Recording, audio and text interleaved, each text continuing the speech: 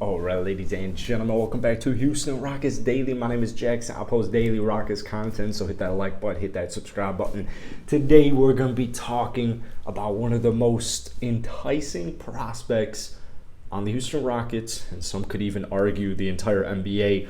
We're talking Alperen Sengun in today's video. And I will give some credit here because one of my favorite Rocket Twitter accounts, Will Biased, I think he tweeted something earlier today about just kind of hyping him up, saying, he's added so many added so many bags to his arsenal. He's added a lot of skills, a lot of moves to his bag. He's expanded his arsenal. There we go. And I'm very excited, man. And we're actually going to talk a little bit more about it because we've been getting a very good taste overseas. Sengun's been doing very well. Just get more reps, get more live reps, and I especially like that it's overseas.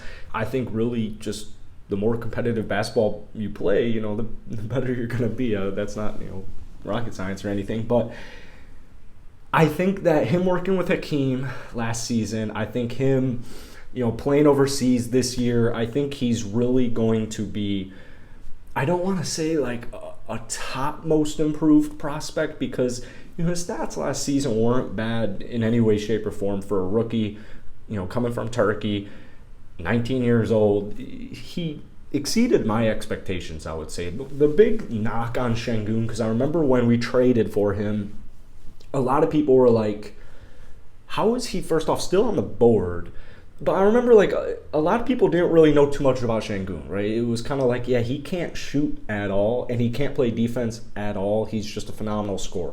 One Turkish League MVP, he was putting up crazy statistics. He was just a young stud, and it actually turns out he's solid on defense, and he's a solid shooter, which we'll talk about. Let's just get into his statistics because, for all last season, here's what he averaged. 9.6 a night. 5.5 rebounds, 2.6 assists, 0.9 blocks, 0.8 steals, 47.5% from the field, 25% from downtown, and then 71% from the free throw line. So those aren't bad statistics in any way, shape, or form considering he played less than 21 minutes a night. Now, I do want to say one thing that I feel like I forget about all the time. Sengun, I know he's young and this is expected, but that actually, look at Mobley, look at Chet. That's actually not true at all. Continuity. Sengun played in 72 games last season. 72 games. I will take that. And I think that's important to note. Now, when we look at his second half statistics, this is where I start to get really amped up because for the most part, the first half of the season was we'd get tastes of Alperen Sengun. That sounds so freaking weird. But we got these little what is that word? Tidbits? Is that the word I'm even looking for? We got these glimpses. There we go. We got these glimpses of Sengun last season, but we had Tice for the first half for some reason. We had Christian Wood still last season, played the whole year for us. So he was playing, 18.7 minutes a night pre-All-Star break. 50 games, 18.7 a night. So we were getting just tastes of it. Well, Now I remember what Will Bias tweeted. He tweeted out how he's excited about Sengun, and he made a note of how we traded away, I know Jalen and Jabari, KPJ, Sengun, but at last season, Christian Wood was our best player. I don't think you can argue Christian Wood was our best consistent player for the entire season. We traded him away to give Sengun more, to give him the keys. So I absolutely am ecstatic about it. And once I saw that tweet, I was like, this is right on the nail. This is just money. You're getting me excited. And I've been excited all summer about Sengun's second season. So second half statistics, what are we looking at here? Well, I'll tell you. 22 games played, okay? Oh, and one quick thing. The fouls were more of an issue in the first half of the season. Okay, and keep in mind, he's playing very limited, so that was kind of one of his knocks was he fouls a lot. Well, keep in mind, he wasn't playing too much, and it really wasn't that big of a deal. You want to see that number get lower. You want to see it, as the season goes on, get lower, and that's what it did. Second half of the season, he did average 3.2 personal fouls a night, but he also saw an increase of 7 minutes a night. So second half of the season, we saw Sengun, 22 games played, right, 25 minutes a night, 46.3 from the field, 21.2% from downtown, so nothing crazy statistically. The good news is, though, we're seeing way more shots. We're seeing way more threes a night. Now, I want to make note of his free throw percentage, which was 71% for the entire season. And then post-All-Star break, it was 74%. So the reason I'm talking about the free throw percentage is because you can usually get a good grasp of, if somebody's shooting poorly from three, but they're shooting solid from the free throw line, they probably will, very soon be at least an adequate three-point shooter. 25%, I'm not going to leave him wide open, but if I'm late on a rotation or if we just get tangled on defense, I'll let him take a three. I'll let him beat us by shooting threes.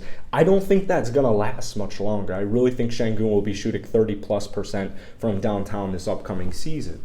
But I just wanted to make that note because 21.2% from downtown second half of the season is not great, but we saw an increase in threes.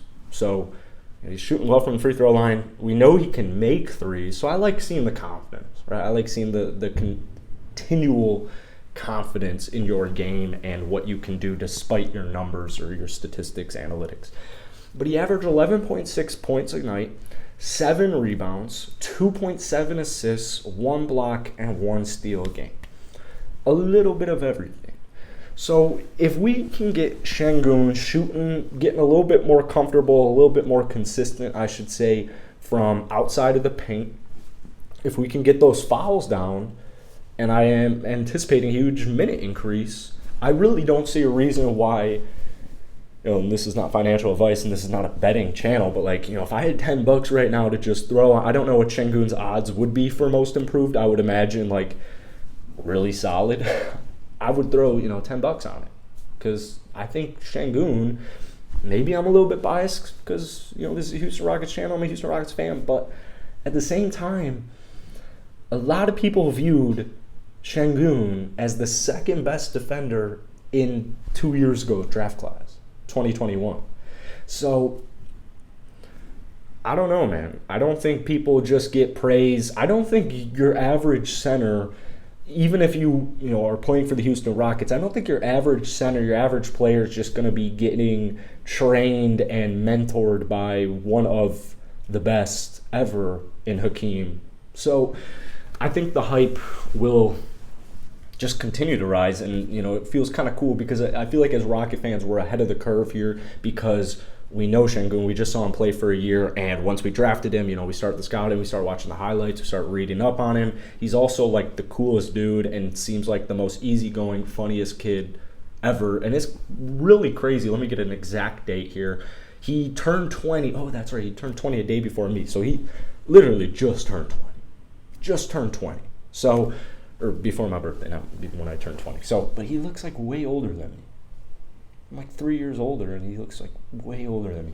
Anyways, that's it for today. Go ahead, drop some comments down below on Alperen Sengun. As you can tell, we're in a new location. That echo might be a little weird, and there's nothing behind me, and you should see what's in front of me. Let's just do it right here, actually. This is what's in front of me. So, it's a work in progress, and we're getting there. But daily Rockets content, it's starting up right here, right now, because training camp, preseason, we're less than a couple of weeks away. Drop some comments.